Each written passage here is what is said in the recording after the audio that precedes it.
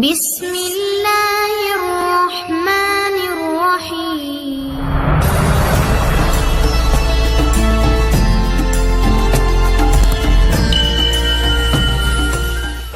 அஸ்ஸலாமு அலைக்கும்.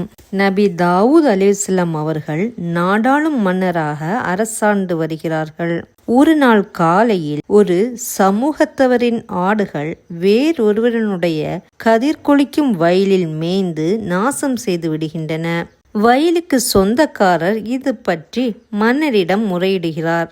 ஆடுகளுக்கு சொந்தக்காரர்கள் ஆடுகளை கவனிக்க தவறிய குற்றத்திற்காக அந்த ஆடுகளை வயலுக்கு சொந்தக்காரரிடம் ஒப்படைக்க வேண்டும் என மன்னர் தாவூத் அலைஹிஸ்ஸலாம் அவர்கள் தீர்ப்பு வழங்குகிறார்கள். அப்போது அந்த சபையில் இருந்த இளவரசர் நபி சுலைமான் அலைஹிஸ்ஸலாம் அவர்கள், தந்தையே, இந்த பிரச்சனையில் வேறு விதமாக தீர்ப்பளித்தால் நீதியாக இருக்கும் என நான் கருதுகிறேன். மன்னர் அனுமதித்தால் அதை நான் கூறுகிறேன் என்று கேட்டுக்கொள்கிறார்கள். தந்தையும் அனுமதி அளிக்கிறார்கள். ஆடுகளை வயலுக்கு சொந்தக்காரரிடம் சிறிது காலத்துக்கு விட்டு வைக்க வேண்டும். அந்த காலகட்டத்தில் அவர் அந்த ஆடுகளினுடைய பலனை அனுபவிக்கலாம். ஆடுகளுக்கு சொந்தக்காரர்கள் வயலை உழுது பண்படுத்தி பயிரிட வேண்டும். கதிர்குளிக்கும் பருவம் வந்தவுடன் விளை நிலத்தை அதன் சொந்தக்காரரிடமே ஒப்படைத்துவிட்டு ஆடுகளை திரும்ப பெற வேண்டும் என சுலைமான் நபி ஆலோசனை வழங்கினார்கள்.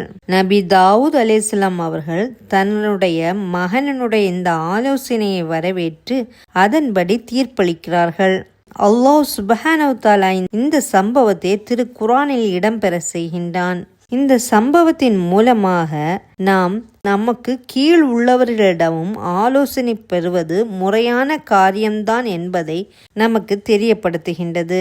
நபிகள் நாயகம் ஸல்லல்லாஹு அலைஹி வஸல்லம் அவர்கள் கூட தங்களுடைய குடும்ப விஷயங்களிலும் வேறு சில ஆலோசனைகளிலும் நண்பர்களிடம் ஆலோசனை கேட்கும் பழக்கம் உடையவர்களாக இருந்தார்கள். அஸ்ஸலாமு அலைக்கும்.